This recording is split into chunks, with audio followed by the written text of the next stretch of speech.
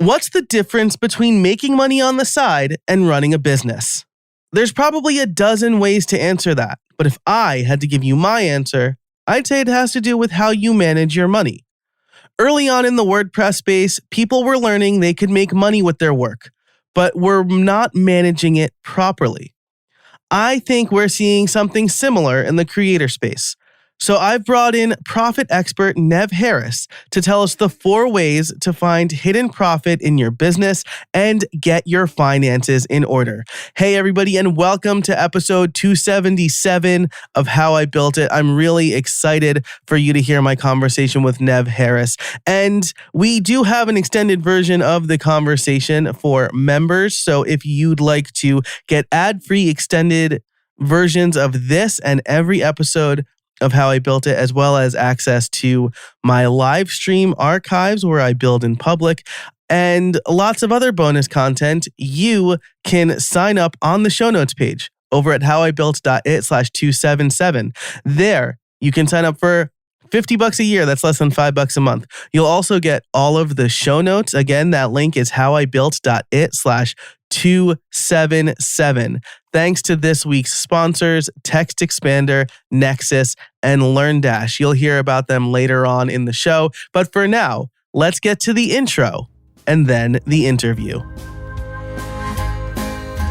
Hey, everybody, and welcome to How I Built It, the podcast that helps small business owners create engaging content that drives sales. Each week, I talk about how you can build good content faster to increase revenue and establish yourself as an authority. I'm your host, Joe Casabona. Now let's get to it. All right, I am here with Nev Harris, Profit Expert, friend of the show, or maybe I'm a friend of his show because I was on his podcast. We know each other from the WordPress space, but we're not here to talk about WordPress. We're here to talk about making you and your business more financially stable. Nev, how are you today? I am fantastic, my friend. Awesome. Thanks so much for coming on the show. Let me tell you, I started the backup recording for this too late because I had to do a test, and so I stopped it, and then I forgot to hit record again. We had just the most fantastic pre-show where Nev talks about backroom deals of certain industries and things like that that'll be on the B-sides one day, the part of the conversation I captured, assuming Nev signs a release and is okay with it many years in the future. But Nev, I'm really excited to talk to you today because you are a profit expert. Yes. And I think that especially, so I've been, this show started pretty squarely in the WordPress space, but as I've moved beyond the WordPress space, I've made this targeted more towards small business owners, but especially creators who I kind of feel are at a place now where WordPress was maybe 10 years ago, right? Where now more like creating content has gotten more accessible for more people. And so people are just doing it, and now they're kind of starting to make money, and they don't really know best practices, or they never thought this would be a business, and now it kind of is a business. So why don't you, in your own words, why did you become a profit expert? Well, because exactly what you said, I saw friends struggling with the exact same thing. They got into a business because they were good at what the business did, but they didn't realize that they had to be good at a couple other things, and that maybe what the business did wasn't one of the most important things they had to be good at. And one of them that I knew very well was money. And so I helped friends doing that, and then it took off from there, and I started helping more and more people understand how to manage their money so that they could be around, because having a small business is tough. And if you give yourself an advantage by being more profitable in the beginning, you could be around longer, and you have a chance of, becoming much bigger and more profitable and doing bigger things with that money. Yeah, that's exactly right. And again, the analogy or the analog in the WordPress space, right, is a lot of those early plugins that had commercial success because they were kind of first movers. Mm-hmm. But they were developers who didn't really know how to run a business. So when it became time to run a business, there were growing pains, or they got weeded out, or some just completely disappeared. And you're right, running a small business is tough. I had the benefit of starting my small business in high school, so I had a lot of leeway to mess things up. But when I got out of school, I lost my first safety net. And then when I had when my daughter was born and I started doing this full time, I lost all safety nets. I had more risks, and so I knew I had to do it right. So let's start here. Well, first of all, you said something in the pre-show that I just want to get out of the way, right? You've run a couple of businesses in the past, right? A direct mail magazine, which yes. Nev just taught me is in the Northeast, we call those circulars. They're basically like coupon books that get sent to you direct via mail. You kind of parlayed that into I guess we'll say web design agency, but really you'd create these marketing strategies that you would then implement. Yep. And one way was with WordPress, which is how you got involved in the WordPress space. So you had a couple of businesses before this. The pandemic hit and you had some things going on in your personal life where you had to put this business on hold. But I also noticed that you've done things like hire a PR person, hire a coach.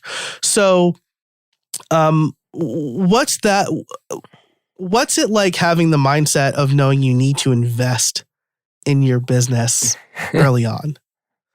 So I think it's a luxury, and it's a benefit, and it's definitely a leg up.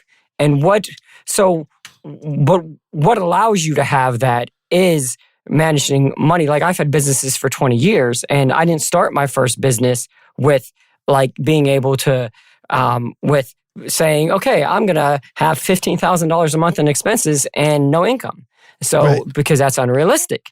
But when you manage your money well, over time, and then 20 years later, when you're like, I think I want to go whole hog on this business and put a stop on what's making me money. Because I didn't have a choice.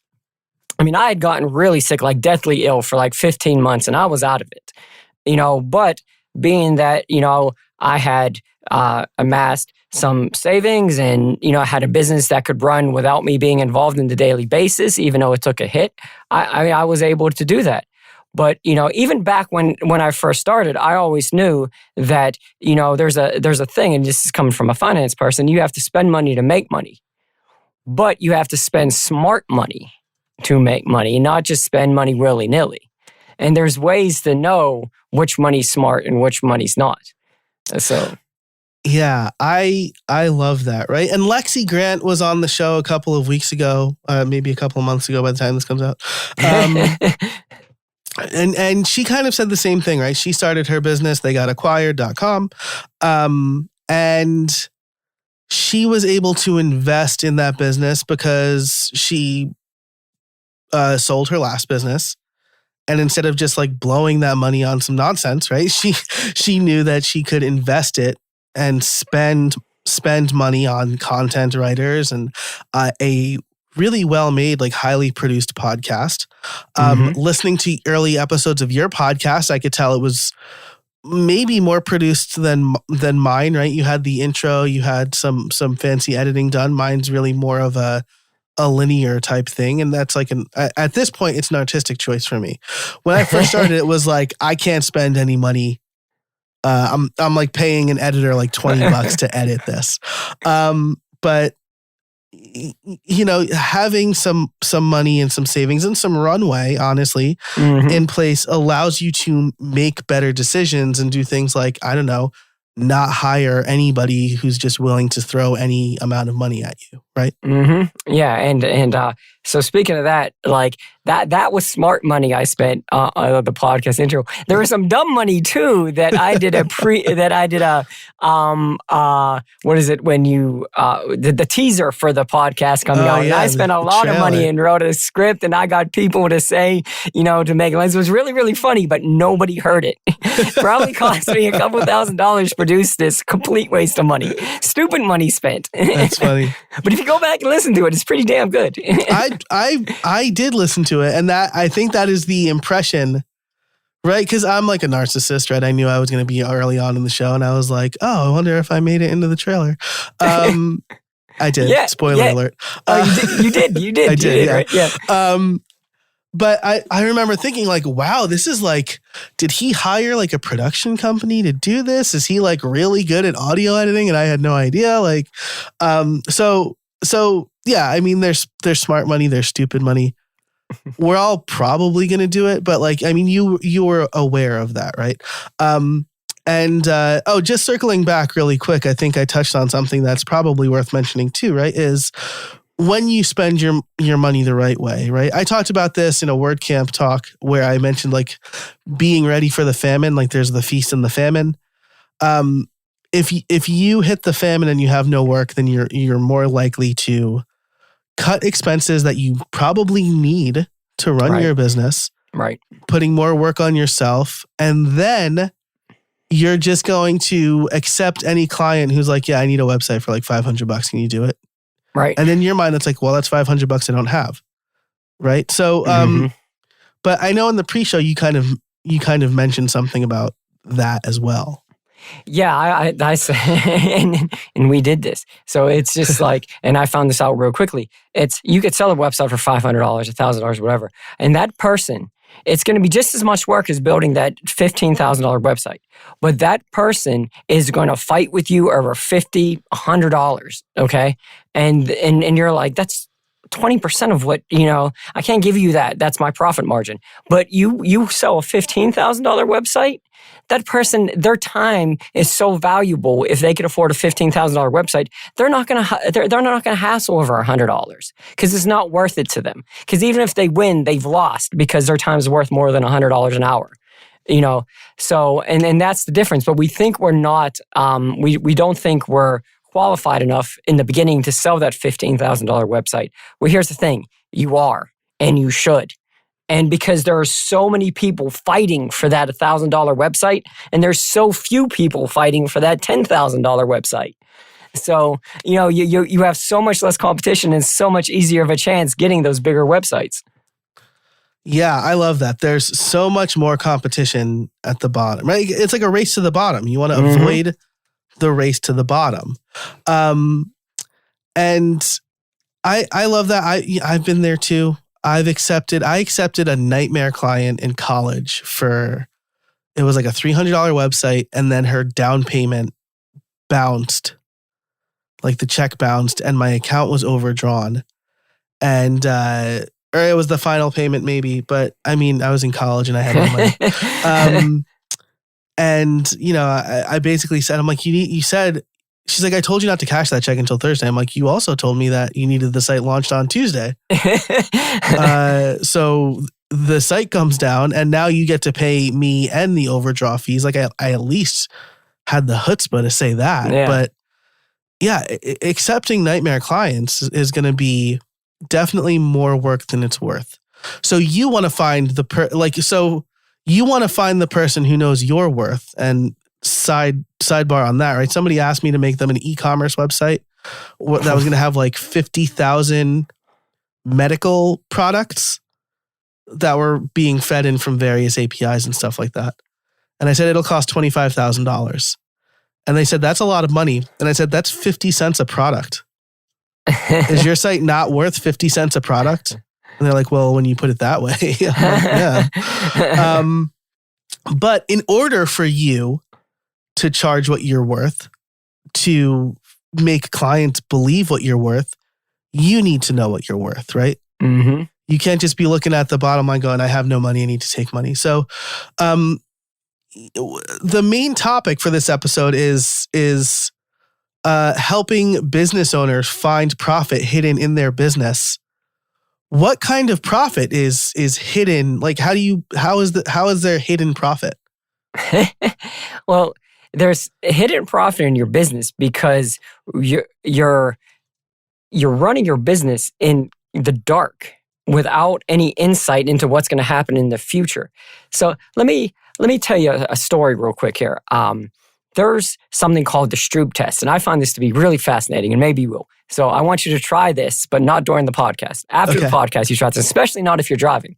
So, because that would be really, really bad.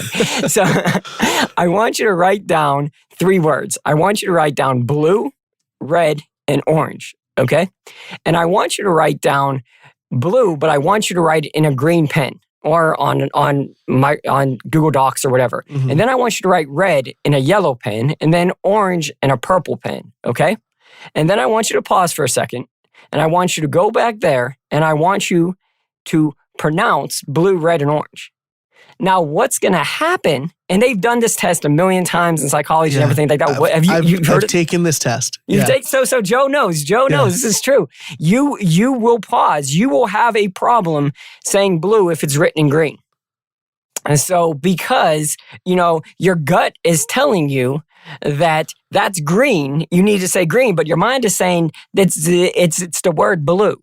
So that's the problem with it. And then then you have something called selection bias. Okay, now selection bias is, say I had a friend who was doing online courses, and if you guys are out there creating stuff and you have an audience and you ask your audience, like if you're a good marketer, you ask your audience questions and they respond. I had a friend, 50,000 person Facebook group, and she asked a question about how many people like a workbook with their online course, because she didn't want to create workbooks anymore. 137 people replied to this. 32 of them, I went back and counted, 32 said that they didn't want a workbook. She comes to me and says, Nev, I figured out the problem. I figured out the answer to that question because I'm creating courses too. She's like, they don't want a workbook. And I'm like, that's not what I thought. So I went back and counted them. 102 people said they didn't care or wanted a workbook. Only 35 or 32 said they wanted it. Okay? So what all this says, and the biggest one, I think, and then I'm going to tell you why I'm telling you these stories. The biggest one is you go to the casino and there's a roulette wheel and they post the past numbers. Those past numbers mean nothing. It's completely random. But they post them because your gut feeling says, red 9 came up 3 times already. It's not going to be red 9 for a long time. Red 9 has just as much chance. I don't even know if red is 9, but red 9 has much as chance of coming up as it always has. But our gut tells us something different, and we run our business based on our gut. And when we make decisions based on our gut, that's how we spend dumb money. When we spend smart money, we're using data. Because in the absence of clear and concise data, we subconsciously substitute our feelings, our gut feelings, for facts. And the reason is we're first-degree analytical thinkers. So that is a problem. So think about running a business in the dark. If you have a great pipeline of business coming in, but you don't have any cash to pay your bills tomorrow, that is a problem.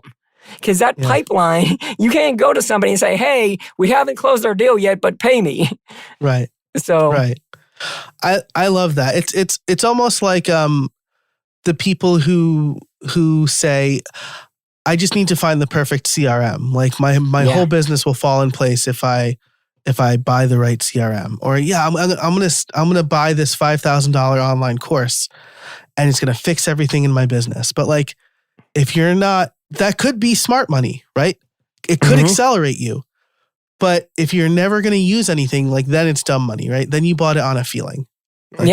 So I really love that. I will link, there are definitely like online Stroop tests that you could take. So I'll link to one in the show notes, but it's really interesting. I was really proud of myself because I did pretty well on it, I think. And I don't know what that says about like how I run the rest of my life. You're a psychopath. Yeah, I'm just like, yeah, exactly. Like, oh, you're a serial killer. Cool. So hidden profit is basically like you're not seeing the additional money that could be in your business. This reminds me a little bit of Profit First by Michael Michalowicz, right? Where he says like, hey, take the profit out of your business first. Pay yourself first. Then look at the money you have for expenses, which is seems like a really rudimentary thing, but it's really easy to look at your bank account, see $10,000 in it, and then be like, oh, I can afford that $5,000 trip. And then on payday, you're like, where's all my money? Yeah. Profit first is there's some good theory in that book.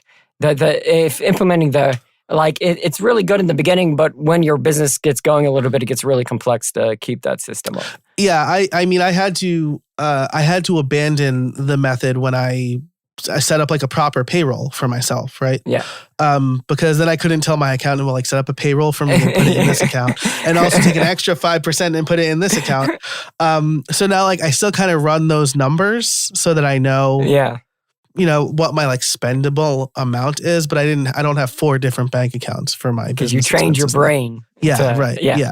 And that's the key thing. Yeah. Because now that's how the profit's hidden in your business, because your brain is trained to look into the future and look for those kind of things, where most people's brain isn't trained, because we're creative people who have been taught our whole life that we're right-brained and we shouldn't understand money. And then money's talked about in an archaic kind of language. I think it's just meant to confuse people, to keep accountants and financial planners in a job. Yeah. So... This episode is brought to you by Text Expander. What can you do with more hours? Repetitive typing, little mistakes, searching for answers. They're all taking precious time away from you. With Text Expander, you can take it back and focus on what matters most. In 2021, Text Expander saved me 34 typing hours. That doesn't even include the collective hours I would have spent looking for responses, links, resources, code, and anything else I type regularly. Talk about creating more efficiently. You will never need to copy-paste repetitive responses again. With Text Expander, your knowledge will always be at your fingertips with a quick search or abbreviation. Text Expander is available on all platforms, and show listeners get 20% off. Take back your time today at textexpander.com/podcast. So let's say you've now convinced me I don't want to run my business in the dark. Good. What's my first step? What's the flashlight to find the light switch? So, well, tell you another story about this. And then, Joe, you as a developer, like, I don't know anything about this. I have a friend who's a developer that tells me about this, and I think it's really neat. You might get this, but I think it relates to everybody. There's something called agile development. Yeah. Okay. And, I'm going to say stuff, and Joe's like, that's not agile development. So I will not do that live with you. I'll make all the stat corrections. Good. You'll make fun of me when we're done. In the intro bumper, I'll be like, look, Nev said some things that were wrong, but the point was still good. So, thank you. So she's explaining this to me, and Agile, it's kind of cool. It's like you have these sprints, these 2-week sprints, and then you break down a project into 2-week sprints. And then, and you focus on getting something done and something workable, that you've actually made progress on something in 2 weeks, and then you go over to something else in the project and you work 2 weeks. And the overarching goal here is to finish on time and on budget. Now, I don't want you to be an Agile developer. I'm not an Agile developer. But what I want you to do is realize what they're doing is they're focusing on one part. They're seeing results. So they're moving the project forward one chunk at a time. Now, how this relates to running a business for a web agency, a creator, like anybody, is the overarching goal is we want more profit, okay? So there's 3 ways then to have more profit. You could have more sales, you could have more money per sale, or you could have lower costs. But we could actually do better than that, because that's kind of nebulous. You think, oh, Nev said something really smart. And then you go back and you try to implement it and you're like, where the hell do I start with this? And this is where I'm going to tell you where this profit could be hiding and how we could do better. And if you believe you don't want to run your business in the dark, this is what you do. You realize there's 4 areas that you could focus on, okay? There's revenue, which is going to say, what kind of sales am I getting in? And what am I paying to get those sales in? There's profit, how much money you're taking home, how much money you're taking for all the blood, sweat, and tears you're putting in.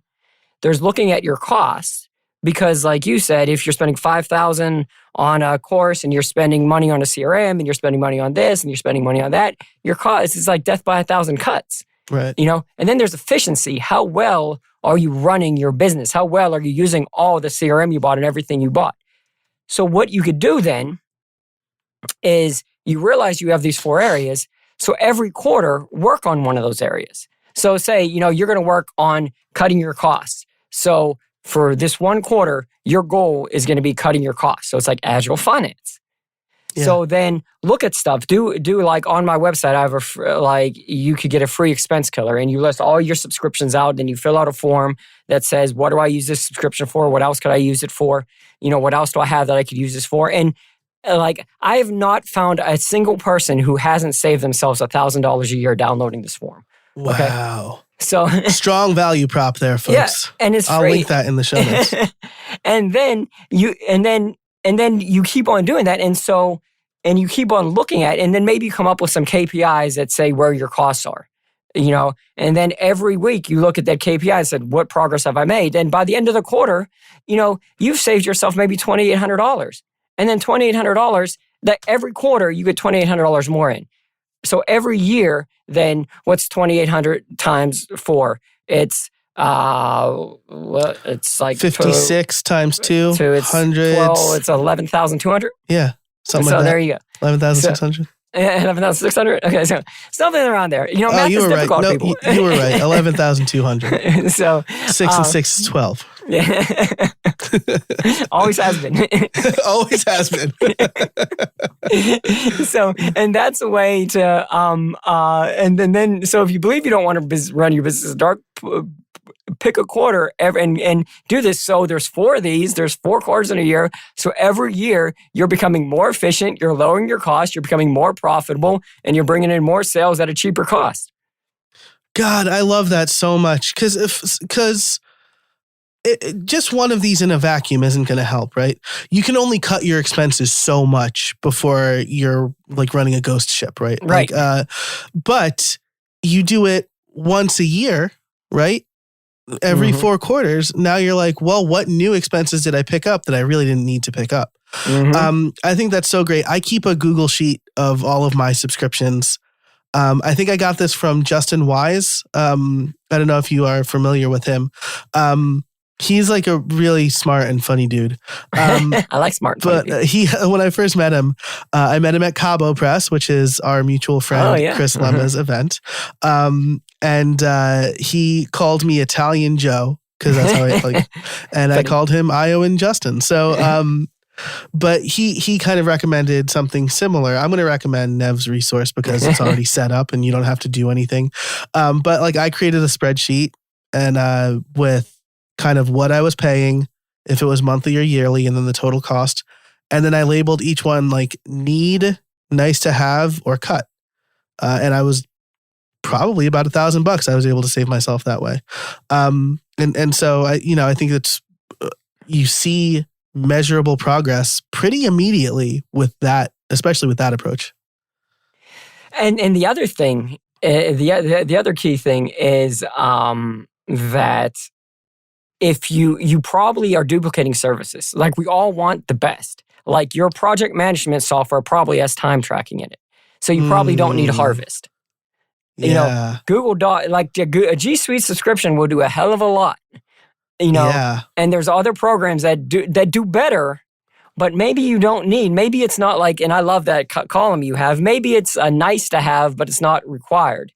That you need something ultra special, perfect. Because we always convince ourselves we're one product away from, one SaaS away from, making so much more money. We're one AppSumo away. Yeah. The death of a good business is buying AppSumos. We're one AppSumo away from making more money. I love that. And you're right. I have a SetApp subscription. Are you familiar with SetApp? I am not.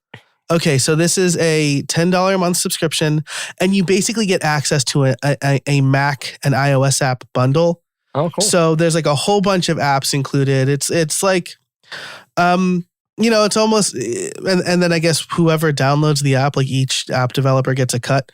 I don't think about that side of the business because it seems like a nightmare to run. But it makes sense for me because the number of apps I use would cost me more than $120 a year, first of all. But when I need a new app, that's the first place I look. I'm not buying a new app if there's already something available in SetApp because I'm already paying for that. Yeah, no, I think that's, I will check that out. Check it out. I have an affiliate link, so. Oh, cool. Send it to me. I'll send it to you, Get yourself a cup of coffee. This episode is brought to you by Store Builder from Nexus. When it comes to setting up an e-commerce site, you have a choice between easy but limited or a limitless platform that you need to manage yourself. Until now. Store Builder is e-commerce made easy for everybody. It saves you time and delivers a storefront that lets you get to selling. As someone who set up multiple e-commerce sites, I can tell you that Store Builder has been a much easier experience than anything else. Answer a few questions, add your content, and sell. Store Builder was created and is supported by e-commerce experts at Nexus. Get the speed, security, and support you need when you need it. Are you ready to launch your perfect online store? Head over to howibuilt.it/storebuilder for a special offer. That's howibuilt.it/storebuilder. I also have, if you're trying to make decisions, I also have a resource, I think it's still on the website, called a Shiny Object or Needed Tool. So that once you do the expense killer, once you go through that, now when you're making decisions in the future, this helps you make better decisions. And once you do it like 3 or 4 times, then you could do it subconsciously. You fill out the form and then you're just training your brain like you've done like Profit First now for a little bit. Now you don't need to do it because you think through that stuff anyways. So and this just helps you train how to think about making new decisions. Because we always fall, like even me who knows all this stuff, I fall victim to shiny object all the time and I have to check myself. Yeah, it's absolutely true, right? Because we are all human. We fall victim to that decision bias, right? You wouldn't believe how many new courses or new videos or whatever, like new learning resources I started because like one person wrote in and asked, and I was like, people are asking for this. Like, no person has asked for this. Like Chris would say, N=1. Yeah, exactly. So like, you're absolutely right. And I'm just going to say, the show notes, you'll be able to find all of Nev's free resources. That's going to be over at howibuilt.it/277. So you can find more about Nev, his free resources. We're also going to talk about what it's like hiring a publicist in Build Something More. So you can also become a member for $50 a year. That passes the shiny object test. Good. You'll learn stuff. You will learn stuff. And that's less than a cup of coffee, right? A month. Yeah. So you can join again over at howibuilt.it/277. Okay, so looking at costs, that one's the most obvious to me, right? Mm-hmm. Because it's you make a list, check it twice, see what I'm using and where there's overlap, and just cut those expenses.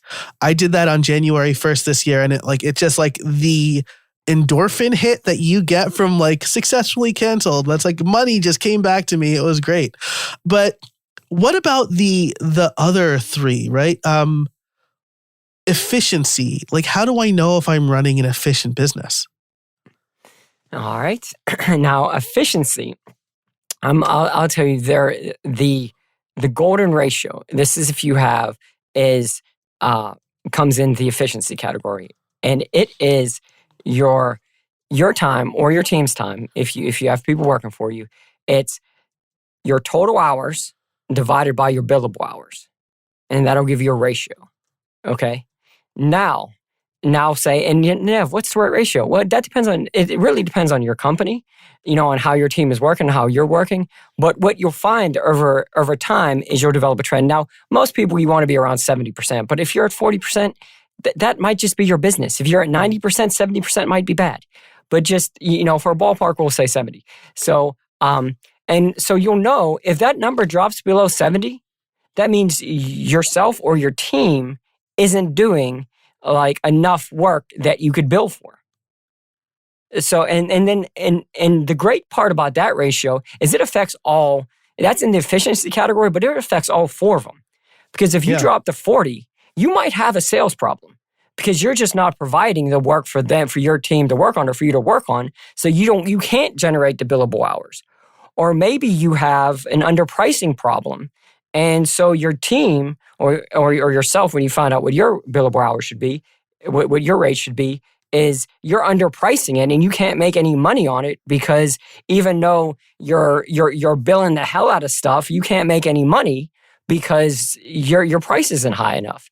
Or, you could say your costs. Like, so again, what the cost is like, maybe you're distracted. Maybe you're not focusing on the products. Maybe you're off doing spending weeks worth of time developing podcast teasers that nobody's ever going to hear except you. So, and then that shows in that number. So if you're tracking that number constantly, it reflects on your whole business. I have a whole course on KPIs, just coming up with these key performance indicators that at with 5 minutes a week could tell you your financial status of your business. I call it your financial fitness. So yeah, and then it's and all these courses, everything, I have tons of free resources and I have all these courses and all the courses are under $200. So it's not like you're not going to go in and see something for $2,000. Because my goal is I really want to help people. Like my stated goal is I want to help 10,000 agency owners, freelancers, creators, use user finances as a tool to grow their business so they can create more profit and impact in the world. I think that's great. And, you talk about efficiency. That really resonates with me as a creator because I think it's hard for creators to figure out this ratio, right? Mm-hmm. We're not necessarily doing billable hours most of the time, right? If you have a full content business, we'll say. But one of the first things I did for my podcast was hire an editor because it was taking me 2 hours to edit a 40-minute episode. And I could instead pay $30 to $50 for someone else to do it. Mm-hmm. Now, coming from the freelance world, I knew my billable rate was $150 an hour. So would I rather spend $300 of my own time, or would I rather pay someone $50? And then I have those 2 hours back to work out brand deals or talk to sponsors, right? So now I've taken that time. For $50, I got back 2 hours, which I then turned into $5,000 by locking in a long-term sponsor, for example. So we have another ratio that I have. It's your ratio. That is the exact same thing, but it's how many hours are you spending on the work? And because you shouldn't be, because there's all sorts of things you could farm out, like you just said. Because if you're spending too much time on the work, you're chasing pennies and leaving the dollars laying on the floor. So, and you don't want to do that. So you want to be in there as the CEO of your business, as the CEO of your one-person business, or two. You need to be bringing in other people. You need to be outsourcing the lower, the cheap work. Even $50, you might be thinking, no, $50 isn't cheap work.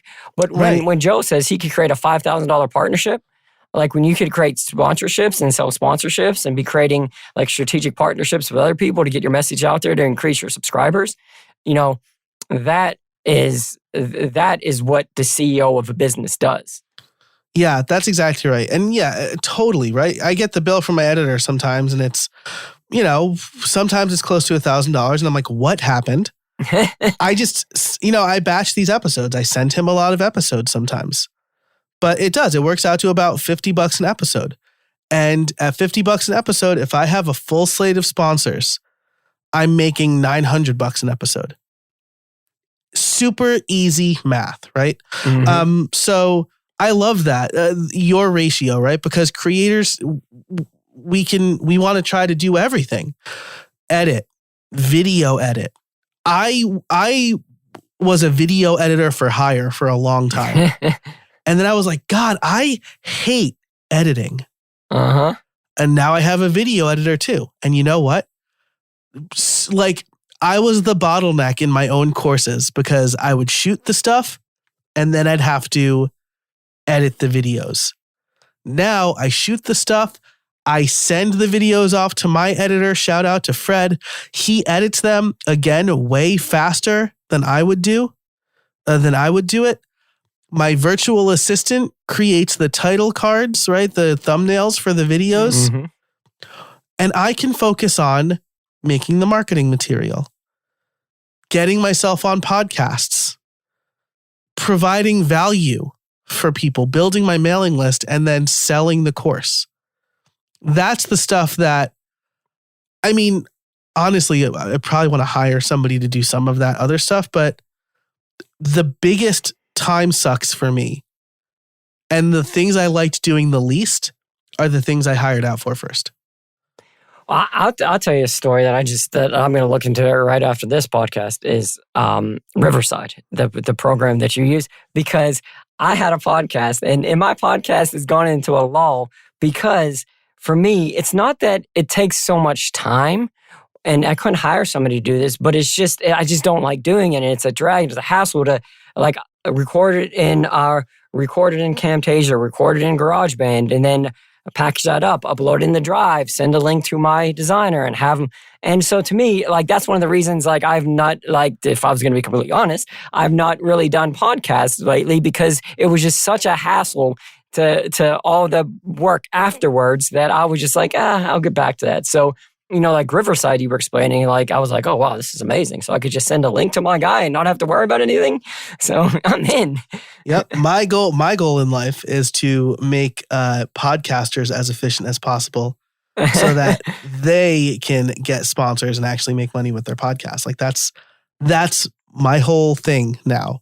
Don't you have a LinkedIn course on that? You have like 52 LinkedIn courses, don't you? Funnily enough, all of my LinkedIn courses are development courses. So like they're all courses from my previous life, which I kind of like because now I have a very specific niche on LinkedIn and I don't have to worry about like stepping on LinkedIn content with my non-LinkedIn content, if that makes sense. Yeah. So it's definitely nice. There's not a lot of cross-pollination of audiences, but it's nice that like I don't ever have to worry about, I want to sell this course on my own, but like I kind of have a similar one on LinkedIn. So, and also I'll just say full disclosure, Riverside is a former sponsor of this podcast. As far as I know, the discount code still works. So you can get 3 months for free if you use the code Joe30 or 30% off, something like that. If you use the code Joe30. But I love Riverside. Writing that down. Yeah. It's made my life so much easier. Because you're right, we would do the dance, right? Get on Zoom, record in GarageBand. I would tell my guest how to record their side of the audio using QuickTime. And then when I started doing this for hire for other people, you know, one of my clients was in her 60s. She would have guests who were in their 70s. And I'm like, do I really want to tell this like 70-year-old person not to be like ageist or whatever, but they didn't come from the tech field. Mm-hmm. They came from like the activist field or the law field. And so I'm like, am I really going to talk them through? Open up QuickTime. Now lower your volume all the way. Now see that like inscrutable icon. Click on that. Like, no way. I got Riverside and I'm like, click on this link. It'll do everything else. Totally worth it. So yeah, you know, you need to, just like I tell people, like you need to make it as easy as possible for people to pay you. You need to make it as easy as possible for you to get paid. Whether that's like reducing friction in the work you do or whatever. Oh yeah. I mean, I tell you, I'm using an interior designer because to redo my house. And this woman, she sends me a bill in the mail where I have to write a check.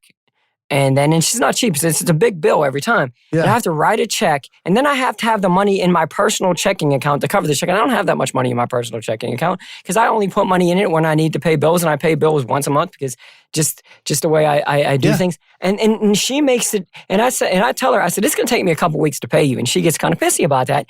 And I said, you know, just take a damn credit card and it would be so much easier. I'd pay you in a second. Well, she set up, you know, she finally set up something like Zelle, I think, or something like that. Mm-hmm. But then I'm capped at $500 a week. So as soon as she sends me the email, 5 seconds later, she gets $500 from Zelle. You know, but it's just like people say, oh, but credit cards are going to cost 2.5%. But your cash flow and getting the money from people, you know, when they have it, you know, when they're ready to pay, it's so important. Yeah. It's so worth that 2.5%. But people don't want to give up that 2.5%, but they're giving up so much more. You know, and so much more stress and hassle in their life. Yeah, So that's like, and I've seen people who are like, oh, if you use a credit card, I'm going to charge you an extra 3% or whatever. And I'm like, credit cards that's a cost of doing business. But let's look at revenue, right? Charge more, right? Yes. How do you get more per sale? This is something I think a lot of people are afraid of. And this is, again, I think you work mostly with agencies, but when we're talking about brand deals, right? I get like half of my income comes from brand deals, from sponsorships, or from people who pay for sponsored placement on my YouTube channel. And I've been doing this a long time. So I have, one guy basically looked at my price for YouTube. He said, that's too high for the number of subscribers you have. What's your bottom price? And I was like, you're looking at it. You're looking at it because I'm going to make you a good video that you can point to. If your game is just about like paying for number of subscribers, you can sponsor any YouTube video for $99. But if you want a custom video like review, then you got to pay more for that. So I'm going to withhold a comment. All right. That because it has to do with the PR we're going to be talking about and how I built it, but it exactly addresses that point. How I built Diet /227. 277. Oh my gosh. How I built Diet /277. Because I have some really interesting thoughts on what you just said there. And I've proven them, personally, with my own money. So anyways, moving on. Awesome. That's enough of a tease. Yeah, love it. I love it. Become a member of the Creator Crew. You get so much. You get so much good stuff for less than $5 a month. This episode is brought to you by LearnDash. Look, I've been making courses for a long time. I've taught at the college level, and I've created curriculums for several different organizations, including Udemy, Sessions College, and LinkedIn Learning. When I create my own courses, there's no better option than LearnDash. LearnDash combines cutting-edge e-learning tools with WordPress. They're trusted to power learning programs for major universities, small to mid-sized companies, startups, and creators worldwide. What makes LearnDash so great is it was created by and is run by people who deeply understand online learning and adds features that are truly helpful for independent course creators. I love the user experience. And now you can import Vimeo and YouTube playlists and have a course created automatically in seconds. I trust LearnDash to run my courses and membership, and you should too. Learn more at howibuilt.it/LearnDash. We looked at costs and efficiency, but what about revenue and profit, right? I mean, you mentioned you can get more sales or you can get more per sale. We opened up the episode by saying go after the people who are willing to pay more. How do you get to that? I can't just on my first day of being a web designer be like, yeah, give me $20,000 for this website. Why can't you? Great question. Why can't I? Why should I? How do I do it? Right? So you do it by saying, I want $20,000 for that website. It's just, it all comes, maybe you want to just like they say in podcasts, interview your neighbor and something like that. Maybe you want to build a couple websites for your neighbors and stuff like that and, people. But I think it's just like, so when you price things, okay, if you want to talk about pricing, the problem that people run into when they price too low is their costs kill them and cost overruns kill them. Okay. So it's, and that's when people always say, there's another thing that more sales solves all problems. And, my response to that is if you have a cup and that cup has a hole in it, okay, and you're thirsty, putting more water in that cup is not going to help your thirst. It's going to flood your house.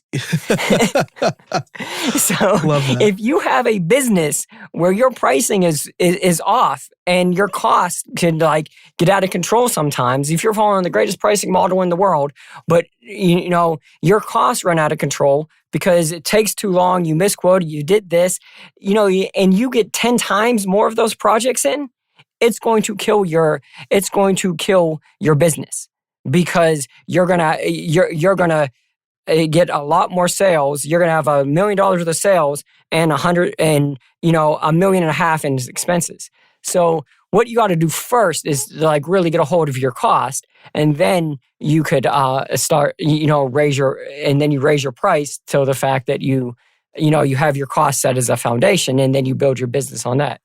So, you need authority, and you need, so a great way to do it is what I'll give you another example of how to do this in the meantime. So, and this goes back to what we're talking about in the beginning too. So I had started the nevharris.com brand in 2018 on the side, as a side project, not spending much time with it, but I built up the thing. I threw up blogs there and everything like that. Fast forward to March 2020. Okay. The world was going to hell. They wanted somebody that could talk about money and wouldn't put their audience to sleep. That was me. Nice. And then they were able to go back and see that I had the website. I had blogs up that had been up for a couple of years. I had all this stuff backfilled. Even though I hadn't sold a thing in that business. I had just been doing that business as a passion project to help some people, throw some information out there to help some people. But I look super professional. So CBS, NBC, you name the major media outlet wanted me. So, and it was because, I had built up that authority. Now, had I done, at that point, had I done a lot of the stuff? No. But was I able to then sell the stuff, and was I able to make people happy with the stuff? Yeah. You know why? Because I knew the stuff before I went into it. And that's the thing. We always discredit what we already know and we already can do because we don't think we have the experience. It's the same thing with education. I'm really well educated, but I think it's a bunch of crap. Most of the time, honestly. Yeah, absolutely. Absolutely. It really depends, but I feel like I learned more in 2 years of grad school than I did in 4 years of undergraduate. And I love my education, but, I think it really depends, I guess. I had somebody, I did sales consulting, and I would have salespeople, and I'd run teams with salespeople, and I would tell them, and everybody wanted a business card. I would give them a business card.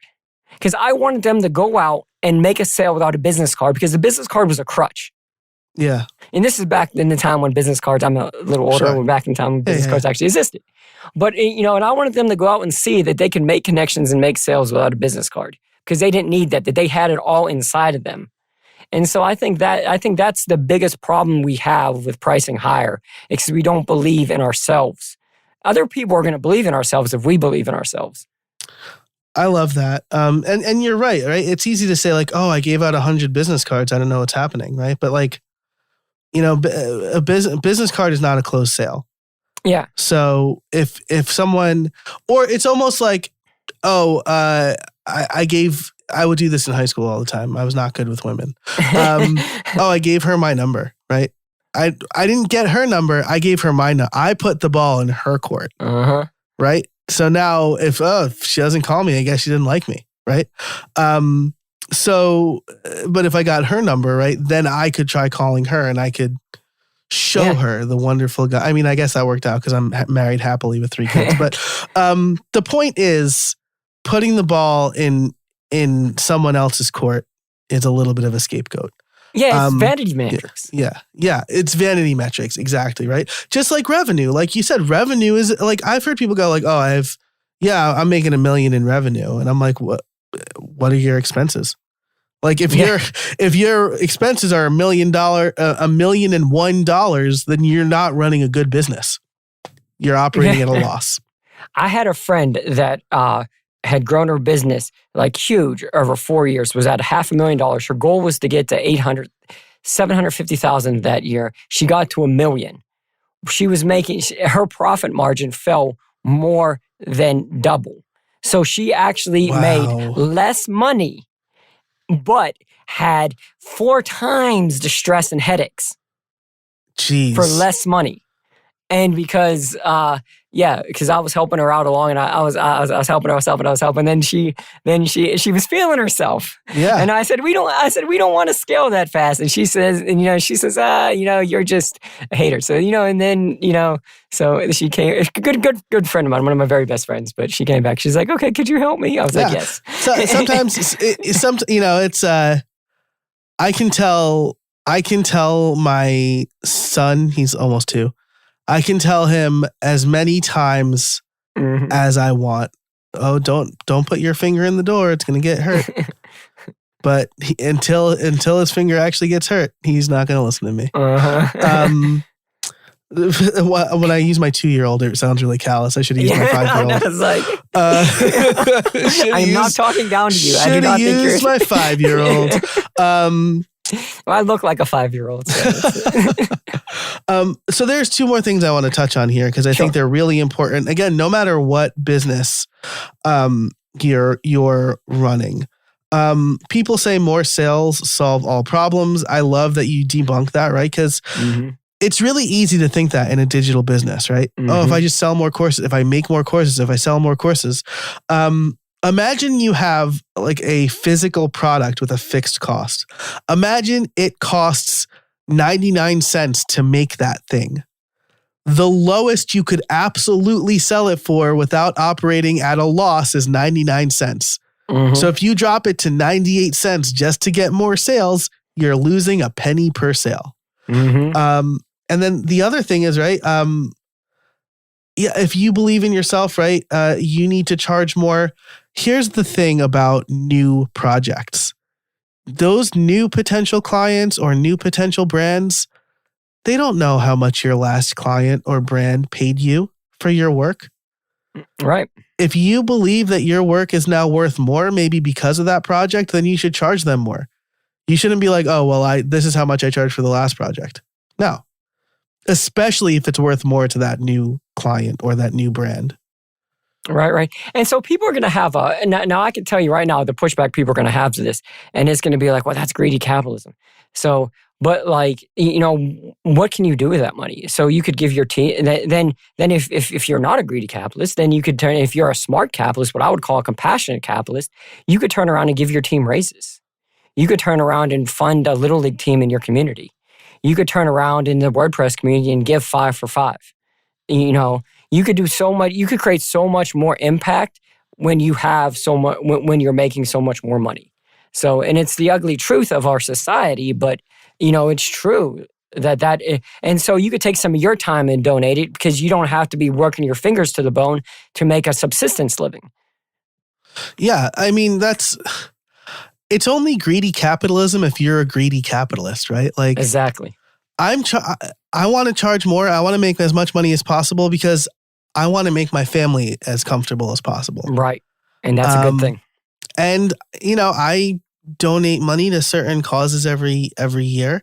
My friend Maddie Osman, who was on the show, she makes a donation every month to a different charity as a way to give back. When you make money, you can do whatever you want with it and you can hoard it, like Scrooge or whatever. Or you can take care of yourself, take care of your family, and then take care of the community. And your team is important in there too. You could grow a bigger team so that you could take on like bigger projects and get stuff done better for your clients. And then this all snowballs because then you have a better team, you have a more committed team that are taking care of the clients better. And then the clients are happier, so they're referring you to more people, so you're making more money. And then it's just, especially if you kind of outsource some of the stuff. Like I have a Filipino designer that, what I pay him, he takes care of his whole extended family. So imagine the impact and the reach you have for that.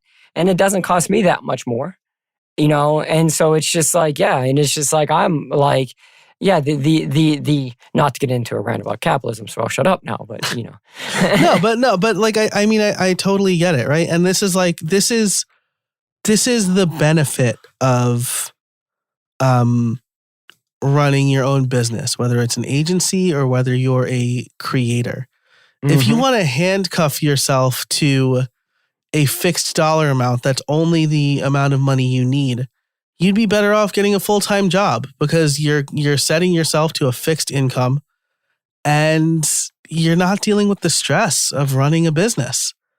But if you want to grow your business and create appreciable difference for you, for your family, for the people who work for you, I have a Filipino VA.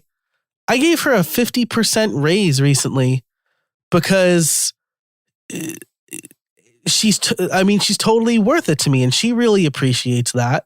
She saves me so much time every week. And so I wanted to make sure she doesn't leave me for a better job or whatever.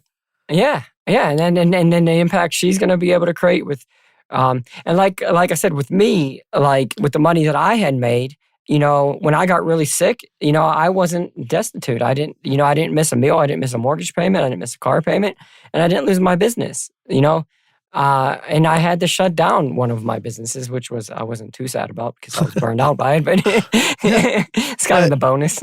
But I mean, this is the sort of thing that financial freedom can give you, right? So as we're wrapping up here, Nev, this has been great. I haven't asked you, you've given us so much great advice, but do you have any trade secrets for us? So the biggest trade secret I'll have will be that so much about money and so much about life is around mindset.